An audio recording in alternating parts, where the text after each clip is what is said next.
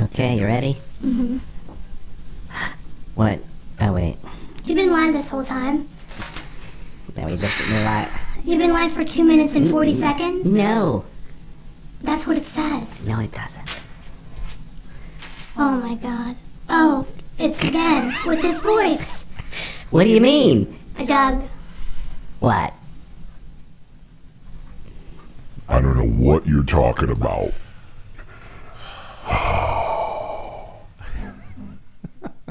What if you can't fix it back? Is your headphone on? Okay. Guys, you can't mess with a mom who's homeschooling a kindergartner. You do understand that, right? The price of messing with me at the end of the day at 4 o'clock in the afternoon. Okay? After a long day. Guys, the reason that he was teasing me is because if you watched last week's live, I thought we gave this like riveting, really important message that was like, man, this is like some really important stuff. And I was like, you know what, let me just go check it back, make sure everything was firing on all cylinders. And I go to, he uploads it to 50,000 platforms. And then I listen to it, and we're talking like this, like we sound like we're the chipmunks the whole entire time. Ew. Ew. That's some real, I could turn this down. the horses. Well, I guess we technically What could. horse? No, what was that? What's that horse's? It rubs the lotion on its skin, or else it gets the hose again. It rubs the lotion on its skin. Ew. Turn it off. Disgusting. Listen, I apologize for the shenanigans that are going on here. However, we're all a little punchy at the end of the day from doing this homeschool extravaganza where the days are like a farmer. I feel like a farmer. I imagine how a farmer might feel. You get up at 3 o'clock in the morning and you're barely have your eyes open and you're milking 50 cows and then you're baling 50 things of hay.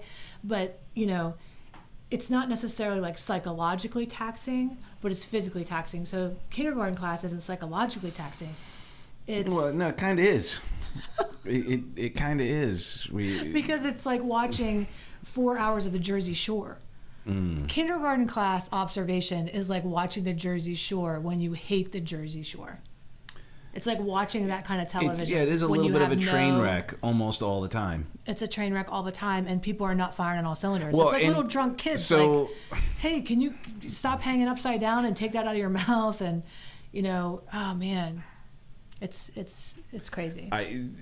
And it is like, so we've been doing a lot of, like you probably doing a lot of work at home on Zoom and so forth. And there's a think couple of somebody's at pet the door. peeves. No, I think they're just barking at the Okay. the work, the people cutting down the trees. So one of the etiquette of Zoom is muting while you're not, and you hear Ellie's yelling at the dogs, you mute when you're not on, you know, when you got nothing to say, and if you have background noise, you mute it. Well, the kids don't, they're not really muting it, and then you hear the parents talking in the background, and the kids are, you know, like jumping all over the place, and Well, it makes you be a nicer person because when you realize the mute, one time I realized the mute wasn't on, and I was like, Elodie, like, and then I was like, what the F? like, you know, yeah, my usual fare of F-bombs and and crashing plates, you know. And then I was like, you know what, I might want to rein this in. I've started, actually, I think what's positive and rubbing off on me is that I hear how the teacher talks to her, and I thought to myself, well, I kind of talk to her like a little adult. Mostly, like, well, what do you think the consequence of that should be? You know, like, and it's like, how many cubes do I have in my hand? And I'm like, whoa, we got some discrepancies here. But when they get it right, Correct. yeah. So, however, I thought, you know, if I was a paid teacher's aide, okay, and I had to look at it this way because the first couple days or first week and a half or 2 weeks, or who am I kidding, 3 weeks, was trying my patience to the point that I was like, I have to come at this from a different angle. If I was a kindergarten aide and I was like a paraprofessional in this classroom, how would I behave if I was being paid for this position? And I needed to do that because I needed to be the paraprofessional in the room, helping her do the exercises. So I just had a total shift, and I was like, okay, I have to be actually, I can't just leave her unattended. Right. I'm sitting with her. I'm in it, and when she's doing the letters, I'm acting like a paid person is on the clock and being watched. Yeah. That's how I'm behaving because I want her to get it. I want her to have a good experience. And sadly, there are some kids whose parents are just dropping them in front of the computer. Well, because they have to, right? I know. I said Necessity sadly. or- I'm not making anyone wrong for it. I just Yeah. it's an observation that, there's Yeah. there's a lot going on, and these poor kids don't have someone coaching them through it, and the poor teacher is man, like they need to be sainted. I don't know how they deal with. I like that you can as see the adults. frustration, which I Yeah. think actually I am surprised that I like that because I used to come from a place where never let them see you sweat, right? Don't show your frustration. It's always like permanent. It's like, I'm fine. This is great. The building's on fire. What, really? But I see her literally going like, and I think to myself, this is good.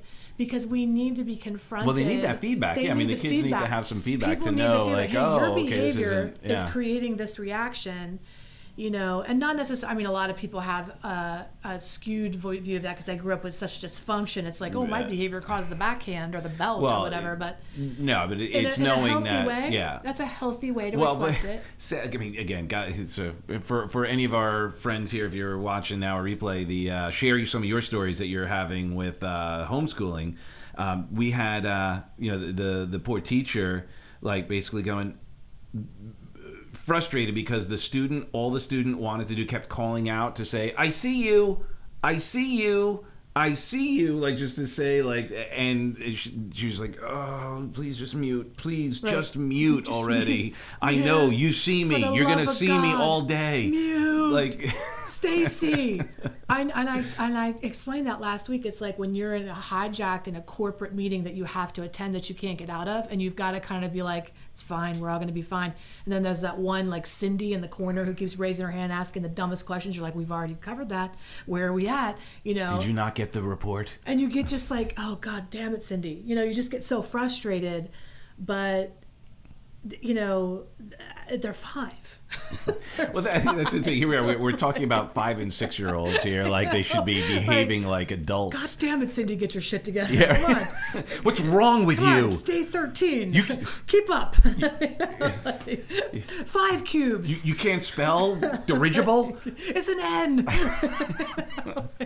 Well, and that's, I guess, we're not obviously teachers of 5-year-olds and kindergarten, and I understand there's a method to the madness, like, okay, follow directions, I have to just the tell you. M and just the Okay, N, right, and then there's a she just method. goes and does all There's of a them. method, but here's the thing, okay? This is a lesson in life. So, like everything that I say, it's like, let's climb the mountain and go to Yoda. yes, Go to the drop the Yoda, bomb. like in the, okay. Get some music for that. No, it's really true where the Pareto or Pareto principle, however you want to say that, like the 80-20 rule.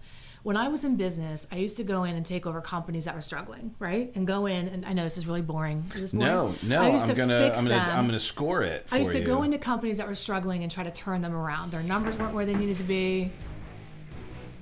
So I would go into the company. Okay. So in the past, I would have focused on the stinker. Okay, like I was a franchise specialist, so I'd go in and fix 20 locations or something, and they'd say, oh, we got to get all these centers making enough money. It was a weight loss industry, so I'd say, oh, you know what? Let's go into the stinkers and get them performing well, and I'd spend all my heart and energy in it. It's an N, honey. No, it's an N. No, just one N. And you try to do that, and you spend all your energy.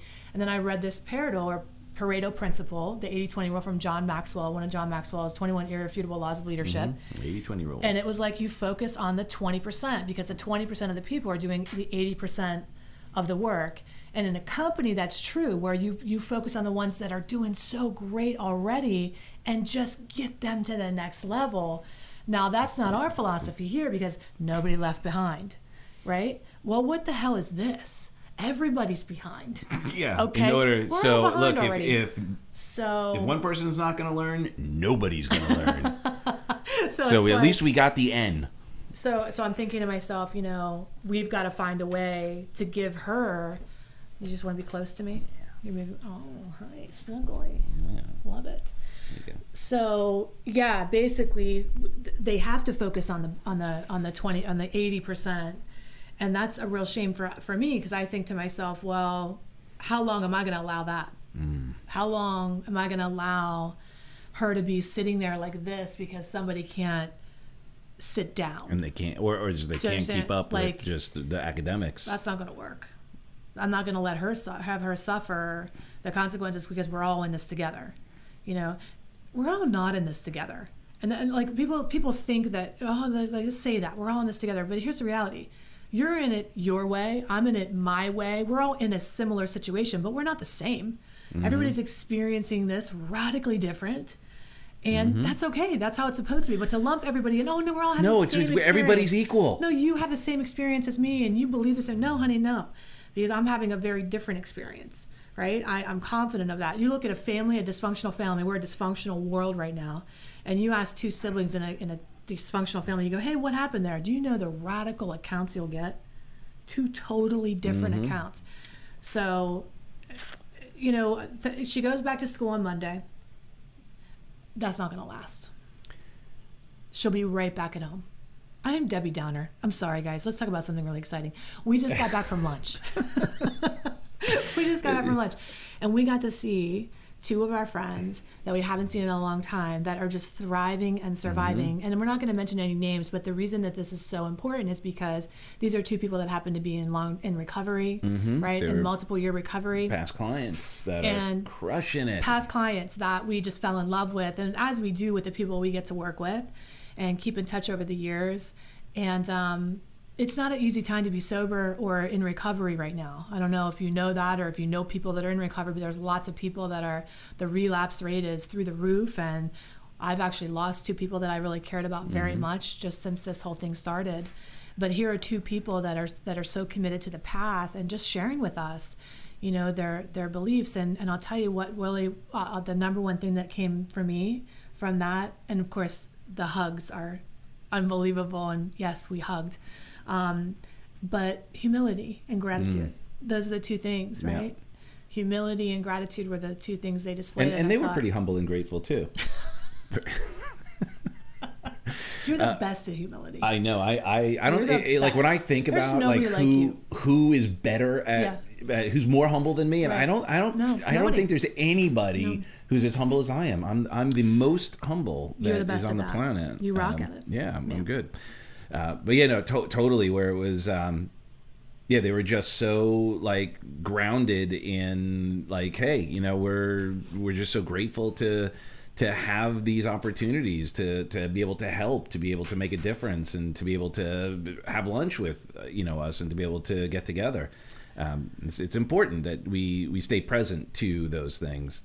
So last week we talked about being a super couple and what that really is. And I just wanted to. So I've been going out networking. So our South Florida friends start coming out. We have some events coming up. We have some lunches coming up. We have that. But last night was at an event, and even today it was like we go to see somebody, and there's that moment of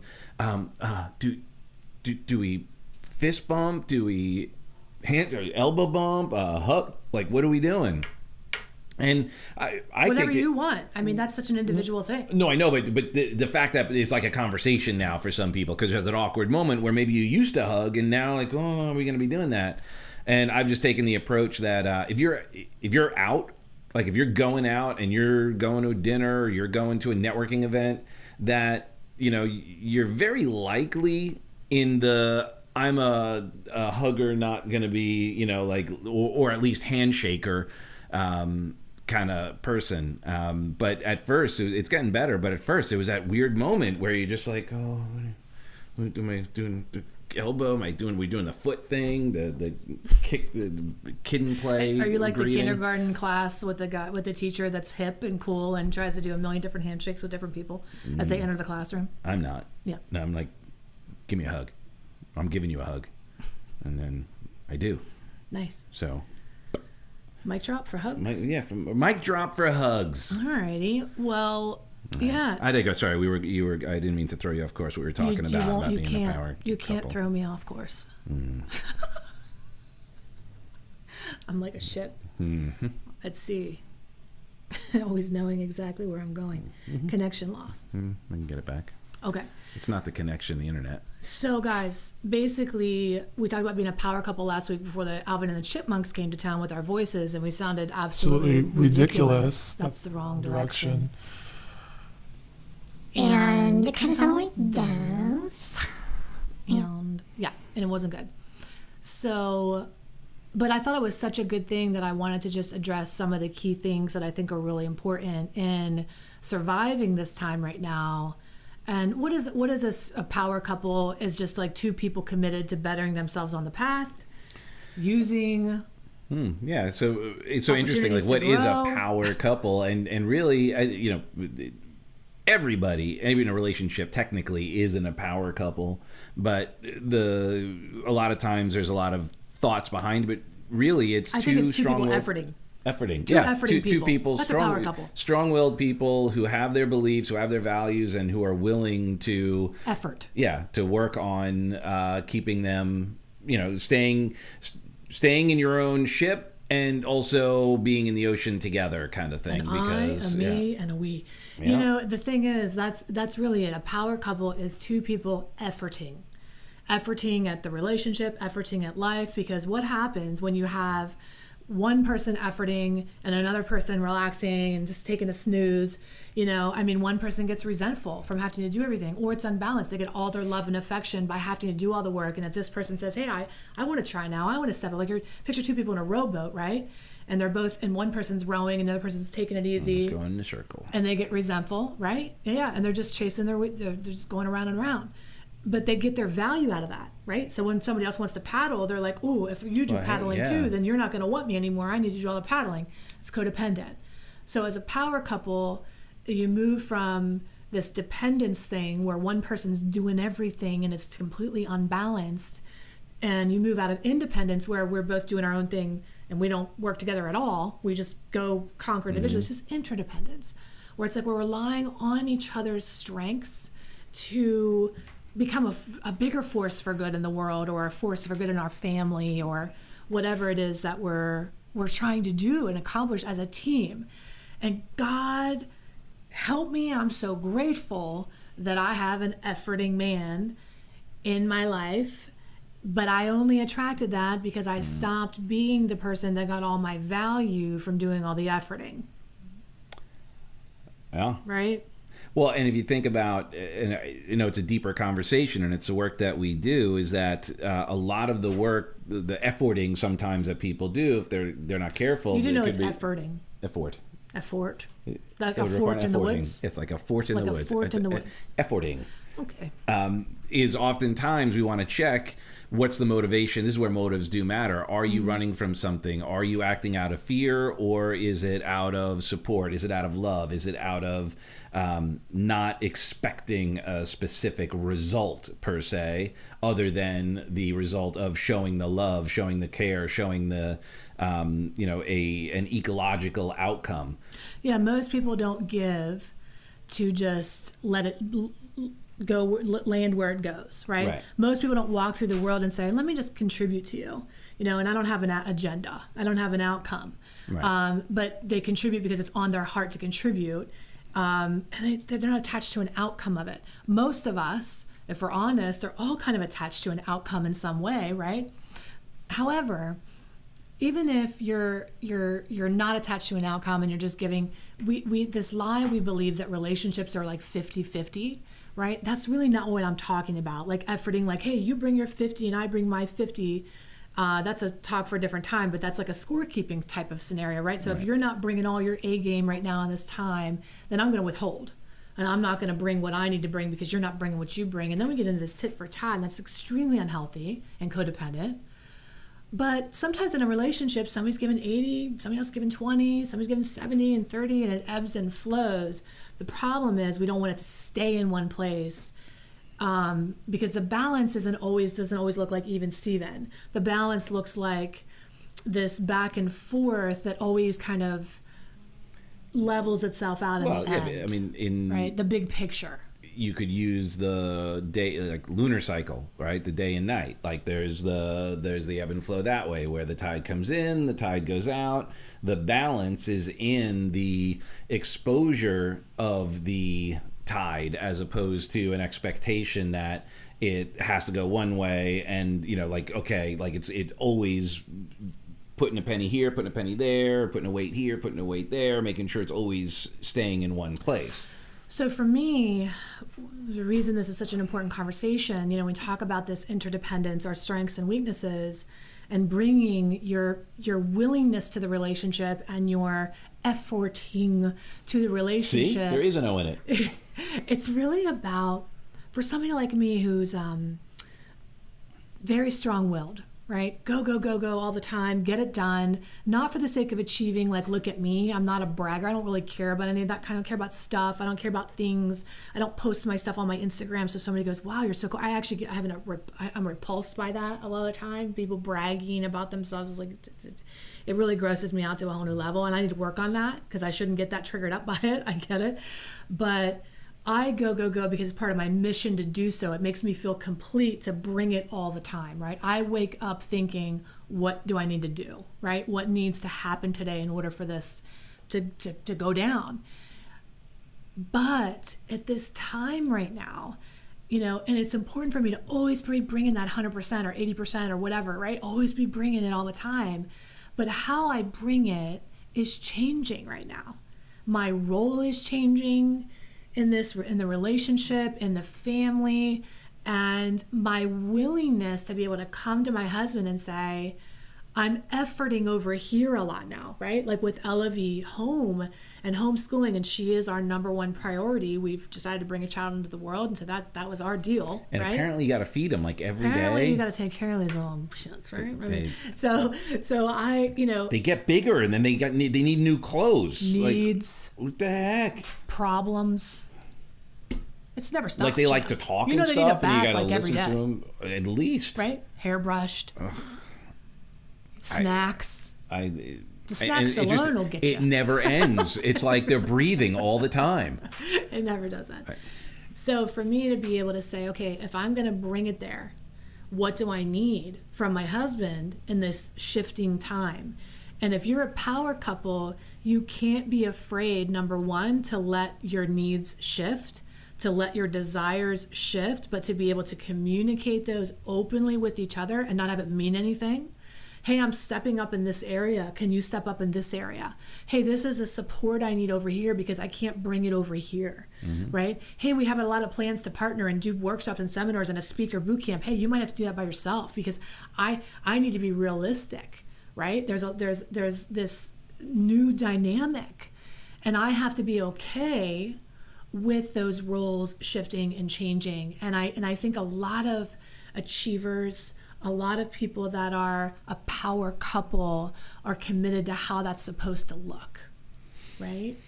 But the wisdom is in knowing it shifts. Yeah, and changes. I think for the most part, we're all getting better at it. I think the good news is this was an opportunity for everyone. That's what we all are in together, and that's the difference. What we all are in together is that we all know that, putting a timestamp on this conversation, that COVID is happening, that there's this pandemic, that, companies are not working the way they were, that schools weren't working the way they were. We all are in that together.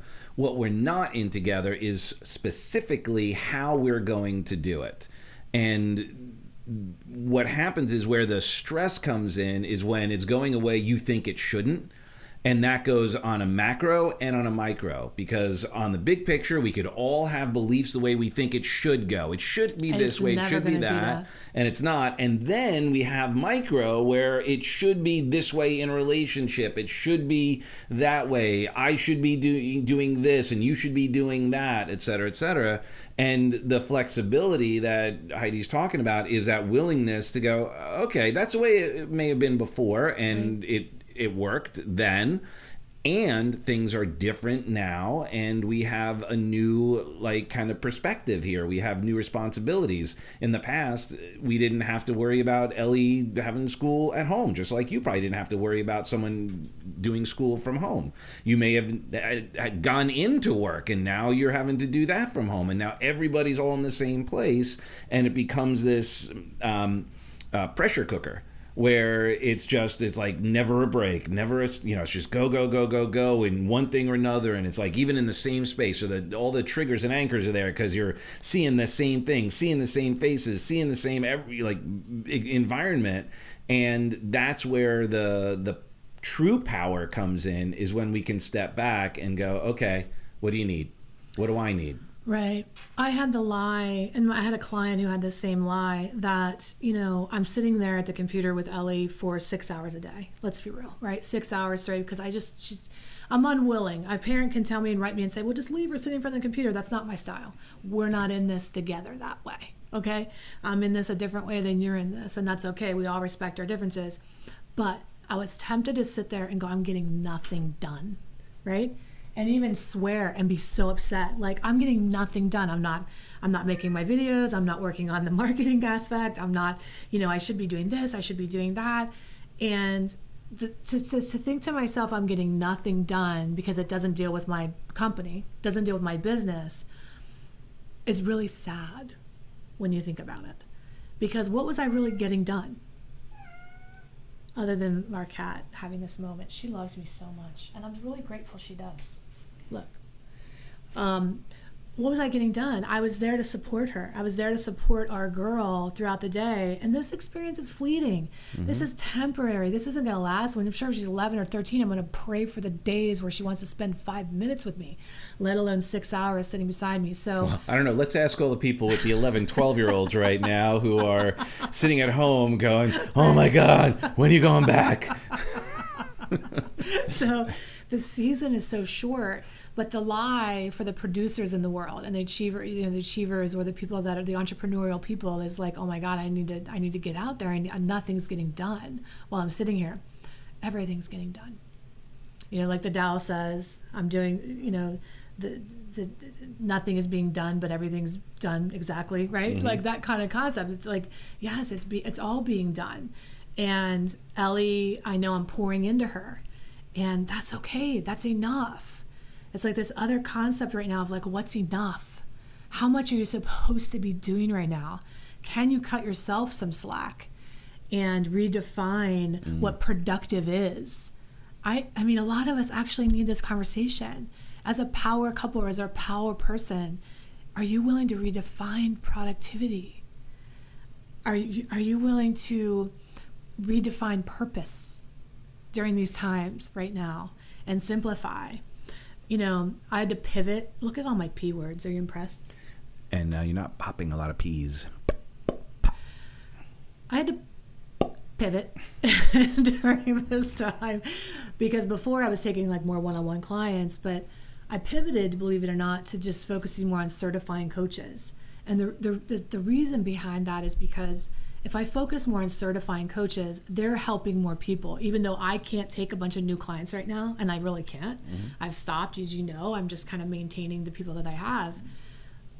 But by working with my coaches, we can impact so many more people, right? So it's redefining how it's going to look. Well, and like why we restarted this last week, of course, and I had some technical difficulties. This is a way to spread some cheer, spread some love, to perhaps offer some perspectives, and this is where if we're in it together, this is a venue, an opportunity to connect, to share, to get real on what's really happening and what do you need, and be willing to be powerful enough to say, hey, like, I need to blow off some steam. I need to, scream like, this is getting nuts. I need to go, hey, I need a break. Can you help me out? Is there a way, to get the courage to maybe go to someone in your life and say, hey, what do you need? Or here's what I need. Because oftentimes that's one of the most difficult things, especially right now when there is so much going on. Sometimes we're afraid to ask for it because we like, they probably got so much going on too. I don't want to make things worse and say, I don't want to add to their stress by saying I need something. And the truth is that we all need to be able to be ourselves, be authentic, and get to that level of vulnerability to be honest and say, hey, I need a minute. I need to have this conversation. I'm stressed out about X, Y, or Z. I'm stressed out because of the kids. I need to get to the gym. I need to, one of the things that we constantly juggle as well is gym time. Like when can, can I... Who's going in the morning? Yeah, Who's going in? Like, what are we doing here? Right. And it's, but it's all part of it. And it's not with an expectation other than, okay, like, yeah, how can I serve you? How can I, I want you to be able to get to the gym. I want you to be able to go on your bike ride. I want you to be able to experience what you need to in order to be okay with all the challenges, because it is hard for everybody. And the challenge sometimes as well Get the is... cat out of here. Okay, she's wanting lots of attention. Yeah, we thought it was Ellie. We not only do we have a 5-year-old that knows how to open the doors, we have a cat that knows how to open the doors. So I did, in fact, lose my train of thought. Which is not a surprise for you. What? Were we talking about Squirrel. something? What? Not a surprise, because we talked about our personalities last week, where Oh, yes. you're a jack of all, you're 50 million things at once, and I'm like, what are we doing in this moment? Singular focus. I think your point was just, it sounded like your point was just to make sure that you're vulnerable enough to ask for what you want, and knowing... Oh, right. And that there's an expectation. The challenge that we have to get over is that other people don't think the way we do. So oftentimes the conversation is really just a clarification conversation, because the thoughts that you and I have, like you have, I have, she has, like everybody has, is unique to them. And sometimes we think that other people think the way we do and would do what we do. And then it's not because they're being jerks or because they're being careless or because they're being selfish. It's genuinely because they just weren't thinking anything else and thought you were thinking the same thing. So then to say, hey, here's what I need, more often than not, they go, oh my gosh, of course. Like, yeah, yeah, no problem. But I think you touched on it a little bit earlier, why this is such an issue, a hot spot for people, to ask for what they need, to admit what's really going on, to say, I'm struggling, this isn't working for me, I don't enjoy this, it's not for me, is because it's that codependent dynamic of, if I do, you touched on it, if I do have a need, you're going to somehow, that diminishes your capacity or your love for me because I'm flawed. Right. And that's what's really underneath of it. It's like, I don't want you to see me as a flawed human with needs. Yeah. Which is so, if we think about how crazy that is, because you've got needs, right? You're born. God has gifted you with the idea that you're a needy human being. You couldn't do anything by yourself when you were a baby. And that's by design, many ways. So you can get in the habit of going, oh, I got to depend on things. I got to be able to depend on things. But if you couldn't depend on people or things when you had, in that early phase of your life, you get the message that your needs are a nuisance. They're bothersome. Ew, you're wrong for having annoying. You're them. wrong. And so you might have attracted somebody in your life. All right, and that's why we're back to the very beginning. Let's circle back, Doug. Let's dovetail. Let's the way around. We're gonna bring it on home. We're going to bring it on home here, because if you're with a partner that doesn't have a willingness to see you, to allow you to change, to be different, to change your perspective, to have a need, okay, a couple things. You likely pick that person on purpose because you didn't realize that they were confirming your already long-standing belief that it's not okay for you to have needs. Okay. But it's familiar. It's commonplace. It's familiar, that's the way it's supposed to be. Yeah. Right. Okay. So it could be a time to start to look around and evaluate some of these relationships. I know in a time of crisis is when we tend to look around and really hear the crickets for the first time. Sometimes we're so busy with everything else that we don't even hear the crickets, right? But when you really need somebody and nobody's there, it becomes painfully obvious during a time like this. And so it's really important that you start to do something about that. All right, that you really surround yourself. Now look, if I was in a relationship with an unwilling person, and if I would say, hey, I need to do this homeschool thing because I need to pour into our daughter, I need to pour into my child, but I say, well, maybe that's not an issue. I'll tell you what I would do is I would work harder on my business and hire somebody to do that. Okay? Because the reality might be I'm not able to do that, but there's a way to strategize in my business to earn more money so that I can hire the right people to do. So anything can be accomplished. You might not have it organically. You might have to actually produce it, make it happen. You know, the challenge is when we stay in this victim mentality. Why? Because we stay silent about our needs. We don't want to make any waves. And then we become what? A martyr. Okay? And then we become resentful and it's brewing. And then we say things like, explodes. you should know what I need. I shouldn't have to tell you what I need. You know, you should just know. If you loved me, you'd really be picking up what I'm laying down. All right? You'd be smelling when I'm stepping in and bagging when I'm mowing. All right? And well, It's so unrealistic and ridiculous. And the other issue, it depends on, I guess, how enlightened of a lover you are, is not to get too pedestrian on the 5 love languages, but you could be potentially doing, like, expressing it, and the person, you're running your love language, because when we're under pressure we go back to our normal, what we believe, but that is not necessarily what your partner is feeling. So you'd be like, I'm doing everything. Like, no, I just need you to spend some time with me, or I just need you to acknowledge that the work that I'm doing. Stop doing all that work. Stop for a minute and tell me how I'm doing, or come talk to me, or come give me a hug, or whatever it is. And oftentimes that's where some challenges could be as well. Sorry, was I raising my voice? No, honey. I was getting excited. I didn't know if I was getting too loud. I got the compressor going, pressing and everything. I'm trying to get it right. Yeah, I think we have to be, there's no room for this is an interpretive dance. This is an interpretive love where you're going to, like, do a couple of moves and hope somebody gets it. We have to be so painfully obvious. We have to be willing to risk the vulnerability, to ask for what we really need, to say what we really want. And I get it better than a lot of people, because vulnerability was like a dirty word to me. I did not want to ask for help ever. And in fact, wanted to be the person offering it all the time, right? I never wanted to be, but I have to tell you, I was tapping out. I think this homeschool situation really helped me come to the Lord a couple times, where I was like, I think I need to reevaluate what I think I'm capable of. And I think that's a wonderful thing, because it's in our, being a power couple, being a superhero is about embracing your humaneness. And not thinking you're invincible all the time, or that we reward that in our culture. We really do. No offense to the self-empowerment, improvement thing, because we're a part of that in many ways.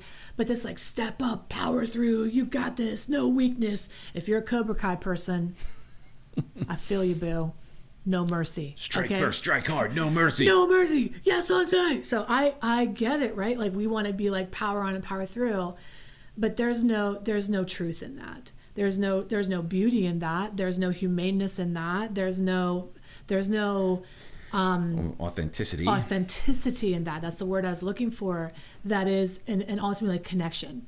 It alienates people. Okay, so we want to connect. We have to be vulnerable enough to go. Well, and help. It's so interesting. There's parts of us that like the appearance of perfection, and then there's parts of us that really like and appreciate the look of imperfection, of some mistakes. Go, oh wow, you are actually human. You aren't perfect. You aren't, like, cold. You aren't, like, find those other parts. As a matter of fact, today had a session today with a company in Chicago, and they were sharing, like, no, actually we kind of like if we're in the middle of a call, or on Zoom, and like the kid walks by, or the dog walks by, or the cat comes in, like, because it kind of makes it more human. Yeah. Like there's that element of, oh, okay, oh, that's right, we are just people. Like, yeah, we are fallible. We do have things happening, and it actually creates more of a bond and more of an ability to go, oh, we're going to figure this out, we're going to work it out, it's going to be okay, because we're able to see each other as just who we are, with authenticity, with to be genuine. Authenticity is the best gift we can give the world right now. Yeah. Is being transparent and showing the reality of what is really happening. I think, thank God, as a woman who is totally turned off by the achiever mentality of the perfectionism, and look how far I'm up in the world, and look at all the shit I have. It's just that to me is repulsive. I don't care what you have. Who are you? Who are you? Not what you have. I'm not interested in what you have, right? But a lot of people are. And I get that. And that's why our society has gone so far with this Instagram mentality, like show the rented plane and the fake Lambo and teach people how to get it. I'd rather help people get internal peace in chaos. I'd rather help people get love in the face of abandonment. I'd help people get self-esteem in the face of rejection. Those are the real things that matter, like your center, right? Who you are at your core, your true lovability. Because I know if you rented a plane, you need my love more than you could ever imagine. You need love more. If you're, and people can argue that all day long. If you're taking pictures of your all day long, you need love more than most. And That's if you what rented I know. it just to And take you the rented pictures it. because you're not flying in it, you're just Honey. sitting on the tarmac because you had it for an hour.